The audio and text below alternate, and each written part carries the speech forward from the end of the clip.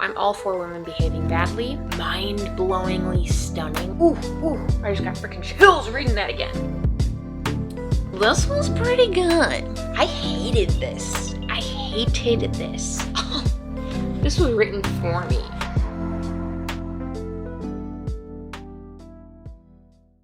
Hi, I'm Sam.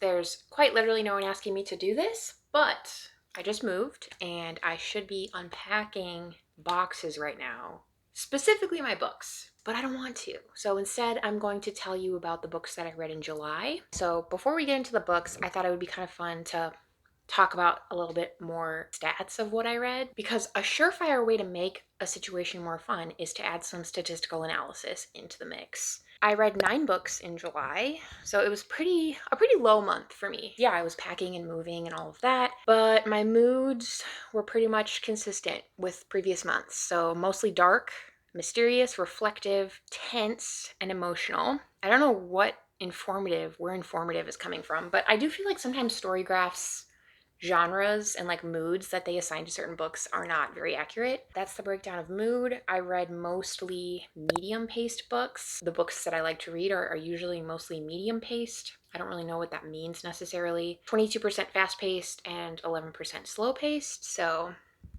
it doesn't really matter that much to me, but hey, data is data. Okay, genres. I read mostly contemporary, actually. So it looks like I read 5 contemporary books, or 5 books that would be labeled as contemporary, 4 that would be considered literary, LGBTQIA+, thriller, horror, fantasy. So kind of a wide range of genres. Obviously, some of these genres can be ascribed to multiple books. And then it was a pretty good reading month in terms of like quality. So definitely was a quality over quantity month. So my average rating was 4.06 stars. The lowest rating I had this month was a 3 star. So that's pretty good. That's pretty high for me. 2 of the books that I read this month actually ended up on my best books of 2022 so far list. So it definitely was a really high quality month. Okay.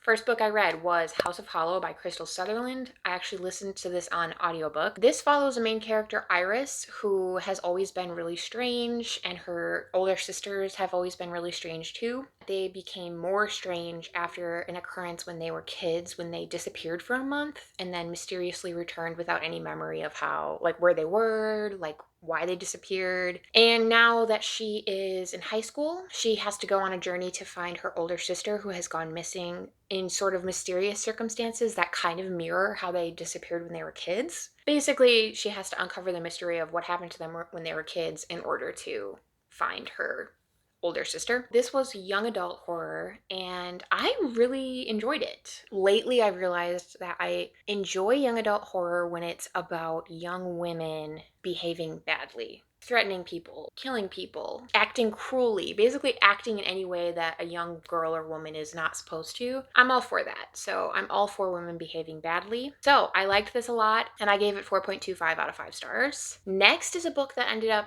on my best books of 2022 so far list. So that is The First Bad Man by Miranda July. I originally listened to this on audiobook, but I have since actually purchased a physical copy, or rather my mom purchased this for me. I do plan to reread and annotate this physical copy because I loved this book so much. So this book is kind of hard to summarize and give like a synopsis for because it is just such a weird book. I think if you've ever read any Miranda July, you kind of get it.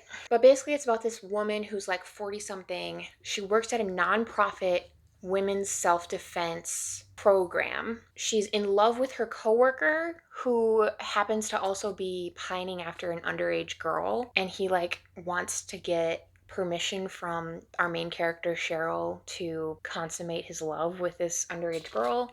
So yeah, weird. She also has to take on the daughter of her bosses, who is 20 years old, and the daughter's name is Klee. There's just a lot of really weird dynamics in this book, but they're just I don't know, just Miranda July's writing is so weird, so strange, but also just hilarious. I feel like that was not a great synopsis. But like I said, it's kind of hard to, this is the type of book where it's really hard to put your finger on it, really hard to summarize.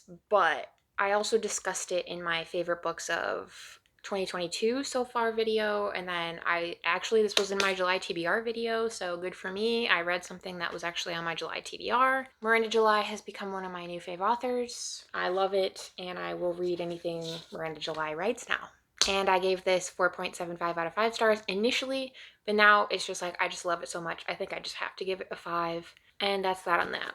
Okay, so next is another book that is also skyrocketed to the top of my list and became one of my favorite books that I've read in 2022 so far. So that is Nijigahara Holograph by Inio Asano. This was the first Inio Asano I had ever read, and he is a pretty prolific, but I still think like underrated horror manga artist. And I think it's because he doesn't really fit super neatly into like the horror genre. You know, like Junji Ito, you see his work and it's like, yeah, that's scary. But this is like about real life problems and real life people, the awful things that regular old people can do and have done to them. And that's scary to me. So I talked about this in my, obviously, Best Books of 2022 video. But this is about a bunch of different like classmates from this school and their teacher. There's this like tragic event that happens. These students like injure one of their classmates. And then we switch back and forth between like when they were in school and then like now, many years later, now that they're all adults, and you kind of get like the perspective of how that event has impacted all of them and sort of like the butterfly effect of that event. And then you also get like the perspective of a bunch of these like random people in the town, and like it's just like everyone's all interconnected. A single event has like such a wide-reaching effect on a community. So this was just really, really freaking good. Disturbing, but great art. He's really good at capturing human emotion, especially those like really gnarly human emotions. So this blew me away. I sat down with this and read it cover to cover in a single sitting, and I was riveted, and I was pretty like blown away by the ending. This is one I will like be rereading for the rest of my life. 5 out of 5 stars. Okay, the next one I read was The Deeper the Water, the Uglier the Fish by Katya Apekina. I had really high hopes for this one. It was still pretty good, but there was just something about it that like, it was just like, it was missing a little bit of oomph for me. I just felt like it could have been better. So this is about a pair of sisters who have to go live with their pretty much estranged father because their mother attempts suicide, and one of the daughters, Edie, ends up finding the mother, and the mother is luckily like, she survives and she's sent to a hospital to live, and the girls are sent to live with their estranged father. And then you kind of switch back and forth between the perspectives of the two sisters as well as like other individuals who are close to the sisters. So you get their perspectives on like what it was like to grow up with their mother, their perspectives on the father. Yeah, it was good, but I don't know, I just think that the writing was maybe lacking a little bit. There wasn't anything writing-wise that really like super blew me away. And I do think that the story was interesting. It just, yeah, like I said, I think I just like went in and I just had too high of expectations for this. I've like had a lot of time to think about it. How did it miss the mark for me? And I just like still can't really explain it. Oh, I'm such a good YouTuber. I guess I didn't just like relate to any of the characters. The writing was good. Don't get me wrong. It wasn't bad, but I've just read so much like mind-blowingly stunning writing this year. So I think I'm just comparing it to all the other like bangers that I've read this year. I think you should still read it. If you read the synopsis, if like any part of what I just said sounds interesting to you, I think you should read it. I just only ended up giving it like 3.75 out of 5 stars. Next I read Nightbitch by Rachel Yoder. Basically I became aware that there was going to be a reading and signing of this book with the author in my previous home, or like my previous town that I lived in. So I was like, you know what, this has been on my TBR. I'm just gonna go pick up a copy, read it, because I had also never been to a signing before. So I thought signings were only for people who were like super fans, like, yeah, I've read the book already, sign my book.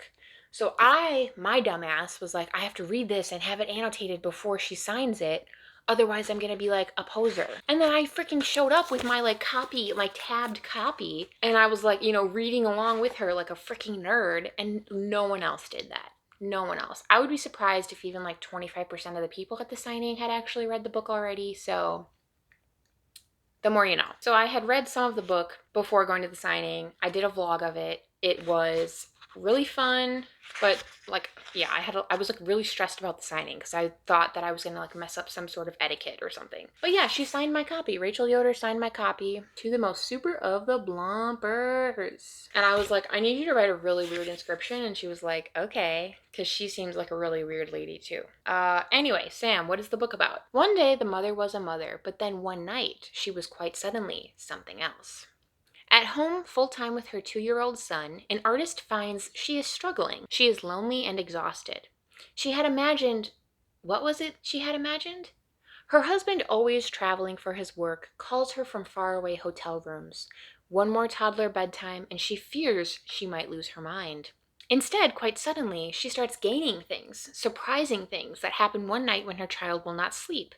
Sharper canines, strange new patches of hair, new appetites, new instincts, and from deep within herself, a new voice. So yeah, the whole shtick is there's this mother who is becoming really overwhelmed by motherhood, and she starts turning into a dog. The title, gorge. Cover, gorge. The author, gorge and funny. So yeah, I impulsively bought this and tried to read it before signing. The first part was really, really strong. You can kind of see from like what I've tabbed. Like the first part is the part where I have like so many more tabs, and there are so many just like really great lines. I do feel like it kind of fizzled out at the end. So I ended up only giving it 3 stars, but I do still think that this is really, really good, and it's not like I regret buying this and annotating this. The writing is really, really good. Again, it's sort of just like this stacked up against all the other amazing stuff that I've read this year. It's just, I had to give it a 3 because I've just read so much other really phenomenal stuff. Part of where it fell a little flat for me is this is like the synopsis makes it sound really weird. Some people rate it poorly because it's too weird for them. You know, some normies are like, oh, lady turning into a dog to symbolize her frustrations with motherhood? That's too weird. I don't get it. Which, like, okay. But then there's people like me who are like, kind of wasn't weird enough. You know? Like, I want weird. I've read Miranda July and Amelia Gray this year, okay? I need weird. Weird. I need you to commit. And it kind of felt like Rachel Yoder, now, especially since I've met her now, it's like she is a weird lady. And I think if she had just like fully leaned into the weird, it would have been more successful. But I think that part of it, especially towards the end, it started to read as too commercial and too like yes queen feminism, you know? Which like, again, it's like, it's not bad, but I do feel like she was trying to cater to both parties. She was trying to cater to the weirdos, me, and then like also while still trying to remain as commercial as possible. So yeah, I think she should have just kind of gone one way or the other. You know, and like I said, she's a really weird, cool lady, so I will likely read her future writing because I want to continue supporting her. I hope she just gets weirder and weirder as she continues to write. But there were a few passages that really stuck out to me. So this is at the very beginning, she's talking about like her struggles with like the feelings that she's feeling with her new role as a mother, and she feels like she's had to forfeit her life as an artist for the sake of being a mother. So she says, you light a fire early in your girlhood. You stoke it and tend it. You protect it at all costs. You don't let it rage into a mountain of light because that's not becoming of a girl. You keep it secret. You let it burn. You look into the eyes of other girls and see their fires flickering there, offer conspiratorial nods, never speak aloud of a near unbearable heat, a growing conflagration. You tend the flame because if you don't, you're stuck. In the cold, on your own, doomed to seasonal layers, doomed to practicality, doomed to, this is just the way things are, doomed to settling and understanding and reasoning and agreeing and seeing it another way and seeing it his way and seeing it from all the other ways but your own. Snaps for that. Let me just say that much. Okay, so this next one is like sort of in the middle, so she's already kind of starting to feel some weird feelings, and like some weird things are happening to her. I just wanted to share this one because it kind of highlights the humor that is in a lot of the passages in this book. She couldn't have known that what she needed all along, more than medical attention or psychotherapy, more than choosing happiness or adjusting her attitude, was to sink her sharp teeth into something living and bloody and feel its essence drain away until it was simply a rotting and unmoving thing. One night of violence was what she needed. I mean, sometimes I feel that, you know? There's kind of like this like feminine rage. Am I right, ladies? And again, it's like this is all about like the struggles of motherhood, and I'm very clearly not a mother, but I think even as like a woman navigating a patriarchal society, a lot of her passages like really resonated with me. And then the last one, I think this is my like probably one of my favorites from the whole book. How many generations of women had delayed their greatness only to have time extinguish it completely? How many women had run out of time while the men didn't know what to do with theirs? And what a mean trick to call such things holy or selfless.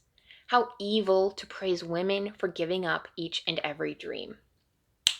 Ooh, ooh, ooh. I just got freaking chills reading that again. It's tough because like there are passages like that where it's like I read it and it's like, ooh, ooh, ooh, that makes me feel things in parts of my body I didn't know I had. But then like the vibes just get too commercial. So a 3 out of 5 feels too harsh, but then like deep in my like heart of hearts, it's like I know the 3 out of 5 is the right rating. So that's my long way of saying what I felt about Nightbitch. Read it if you wanna. Okay, the next one I read was another one that kind of didn't meet my expectations. So that is Notes on an Execution by Danya Kukafka. This is about a death row inmate named Ansel Packer who is on death row for murdering a bunch of girls. And then we switch perspectives between him and then 3 women who are connected to him or his case in some way. One thing about the synopsis that like really piqued my interest was blending breathtaking suspense with astonishing empathy. Notes on an Execution presents a chilling portrait of womanhood as it simultaneously unravels the familiar narrative of the American serial killer, interrogating our system of justice and our cultural obsession with crime stories, asking readers to consider the false promise of looking for meaning in the psyches of violent men. Okay, I agree. I think we are often too obsessed as a country or whatever, as a world, with the killer and like how awful they are rather than like the victims. And it like makes them famous, you know? Like people, everyone knows Jeffrey Dahmer, but I couldn't name a single Jeffrey Dahmer victim off the top of my head. Could you? So I was all for it. Yes, let's give the women the voices, especially if they're like connected to the victims in some way. But no, this freaking book opens from the perspective of Ansel. We're like constantly given his perspective. And I'm just like, bro, I do not need to hear about what you think, man. I'm sorry, dog. As soon as you like kill a bunch of women and get yourself on death row, I like don't want to hear your opinions on anything. I don't need to hear your inner monologue. I don't need to hear about your mommy problems, your daddy issues. Like, I don't know, I just feel like this book catfished me because it promised one thing and then it gave me the exact opposite. It was like, we're not going to focus on the psyches of violent men, but also like, page 1, would you like to know more about the psyche of this violent man? Definitely underwhelmed. And I think another thing is, I just really do not give any shits about true crime. Really, I don't really care about true crime. So I think maybe this would be more enjoyable for someone who did like true crime. Obviously, this wasn't actually a crime that happened, but it definitely is more, I don't know, it felt very like true crimey, if that makes sense. Like it was an episode of like America's Most Wanted or something like that. And I feel like the characters were fine. I do think that the story itself and the way that the narratives were interwoven was solid. You know, I don't think that this is like a poorly written book by any means, but it also didn't like knock my socks off. You know, there wasn't like any Nightbitch quality writing in this, but it was a good plot. So I ended up giving it 3 out of 5 stars, but whereas like Nightbitch, it was like, this was like a good 3 out of 5. I feel like Notes on an Execution was kind of like a bad 3 out of 5, if that makes sense. I don't know. I feel like everyone's like system for rating things is like so subjective. So I don't know, just like take that with a grain of salt. I will say I listened to the audiobook for this and the audiobook was good.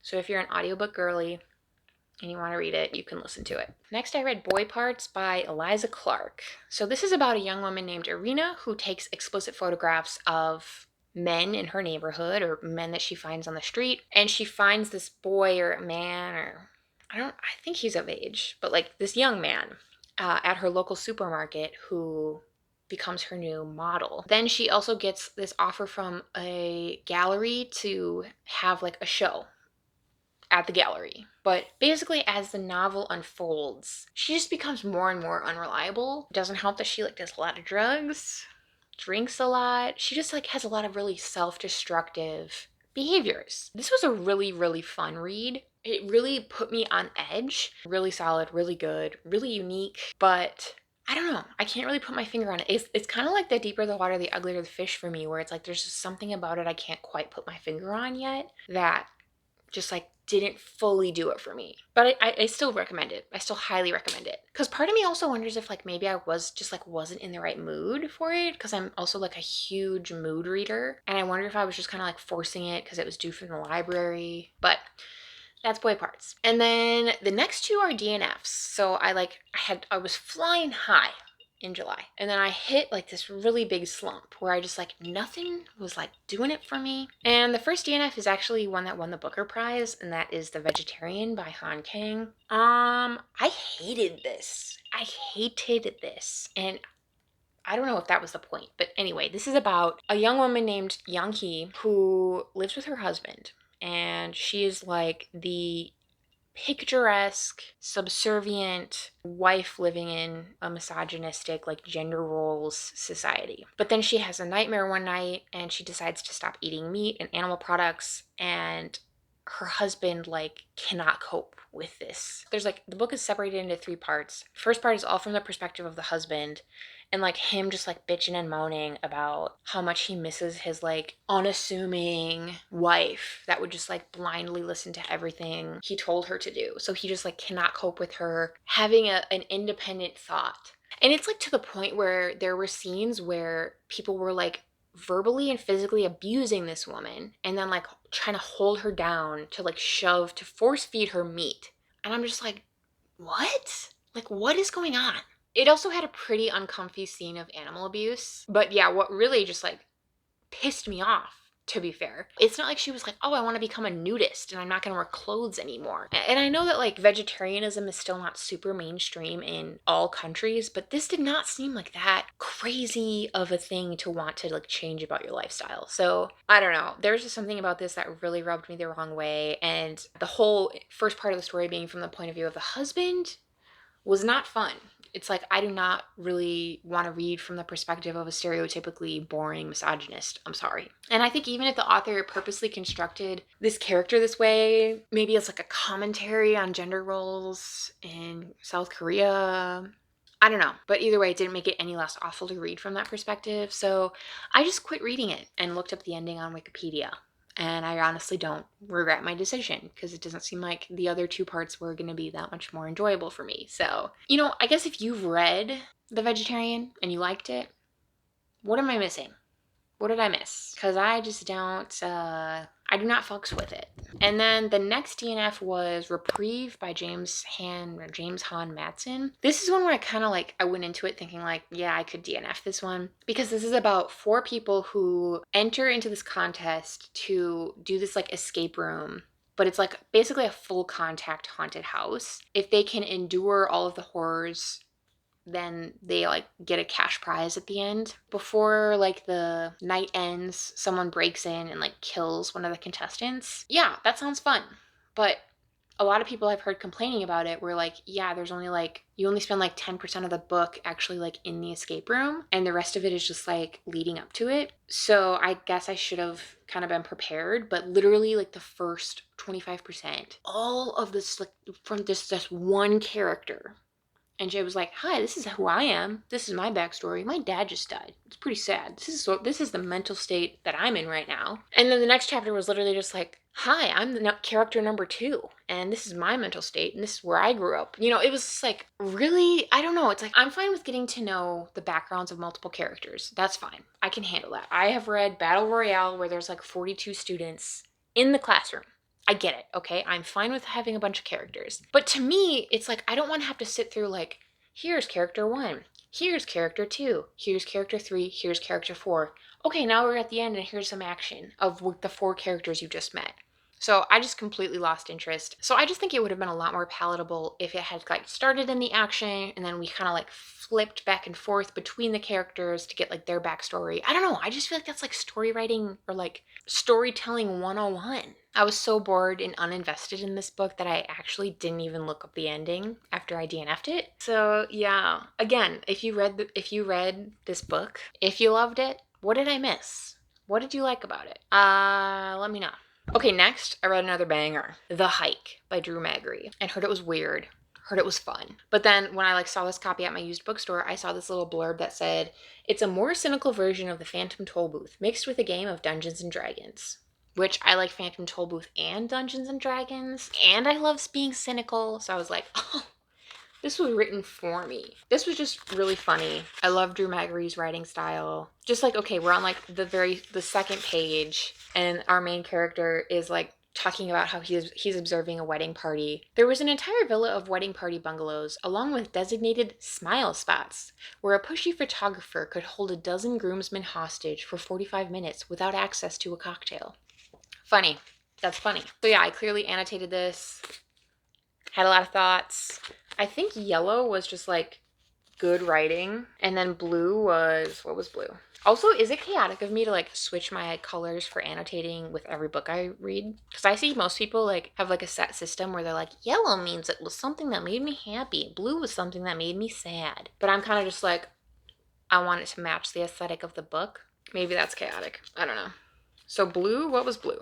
I think blue was like, damn, that was good, but in sort of like a poignant way. Yeah. When you're happy, you don't question how that came to be. Damn, you're right. Weird mythological creature in this book. And then like, it got like weirdly, but like enjoyably, like, I don't know, it was just like, had really like insightful things. I love discussing Christianity, sort of just like the ritual of religion, and I'm especially really interested in like the stories of like Jesus Christ. This had like some like little notes about like God. And there was this one that said, my friend, just because God loves you does not mean he can save you from suffering. I don't know why that just like really piques my interest so much. I don't know. I don't want to get too deep with this because this is actually like, it is a really funny book, but there were a lot of like really deep parts where I was just like, damn, okay, Drew Magary. I haven't even said what the freaking synopsis of this book is yet. I'm just like over here babbling about Jesus. Okay. When Ben, a suburban family man, takes a business trip to rural Pennsylvania, he decides to spend the afternoon before his dinner meeting on a short hike. Once he sets out into the woods behind his hotel, he quickly comes to realize that the path he has chosen cannot be given up easily. With no choice but to move forward, Ben finds himself falling deeper and deeper into a world of man-eating giants, bizarre demons, and colossal insects. On a quest of epic, life-or-death proportions, Ben finds help comes in some of the most unexpected forms, including a profane crustacean and a variety of magical objects, tools, and potions. Desperate to return to his family, Ben is determined to track down the producer, the creator of the world in which he is being held hostage, and the only one who can free him from the path. This freaking slapped, okay? Funny, well written, but there's also like action, like Alice in Wonderland type story. And then the ending, I was like, how are they gonna wrap this up? And the ending, it got me. The ending got me pretty good. So on my script here, I have 4.5 out of 5 stars. But like, as I've just been like talking about it and like ruminating about it and like feeling my little sticky tabs, in my heart, it's telling me that it's a 5 out of 5. It's a 5. This is a good ass book and you should read it. Last is the book Rock, Paper, Scissors by Alice Feeney. So this book is about a married couple. Things have been wrong with Mr. and Mrs. Wright for a long time. When Adam and Amelia win a weekend away to Scotland, it might be just what their marriage needs. Self-confessed workaholic and screenwriter Adam Wright has lived with face blindness his whole life. He can't recognize friends or family, or even his own wife. Every anniversary, the couple exchange traditional gifts: paper, cotton, pottery, tin, and each year Adam's wife writes him a letter that she never lets him read. Until now. They both know this weekend will make or break their marriage, but they didn't randomly win this trip. One of them is lying, and someone doesn't want them to live happily ever after. Sounds like a pretty standard contemporary thriller, but this was pretty good. This had me riveted. So you switch back and forth between the perspective of Adam and Amelia, the married couple, and then there's another character that comes in. You get their perspective. This does take place in like a blizzard, so it was like kind of weird to read it in like balmy July. I think if you're definitely like a seasonal reader, like you really like reading books where it's like, I'm reading about the season that I'm currently experiencing, then yeah, you should wait until it snows where you live. But yeah, this was good. This got me pretty good. I listened to this on audiobook. I find that I can really only listen to like thrillers and like contemporary, more commercial books on audiobook. Cause yeah, I can just listen to them at work, crank them out. The whole time I was like, I have no freaking idea what's gonna happen. I did not expect like any of the twists. And I was very satisfied by them. So I think if you like know what kind of reader I am, you can probably like maybe kind of intuit what happens. Or, you know, as you're reading it, you're probably like, oh, knowing what Sam likes, this is probably what happens. But yeah, I liked it. I gave it 4.5 out of 5 stars.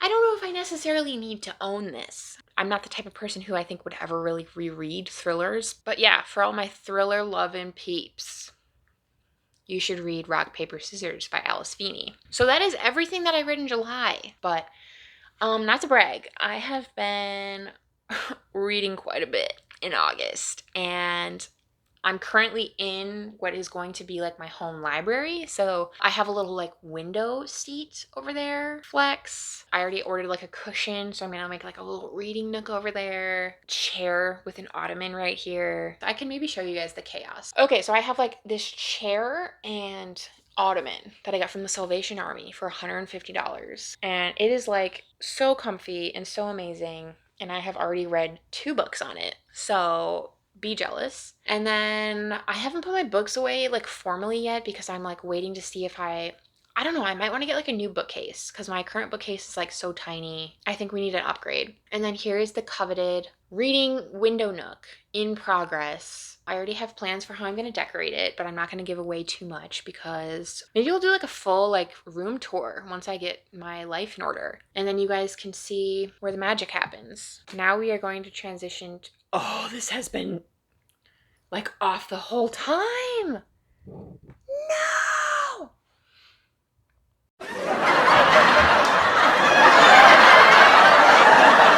Can't believe I just filmed this whole video with my freaking head cut off. Bye. Bye.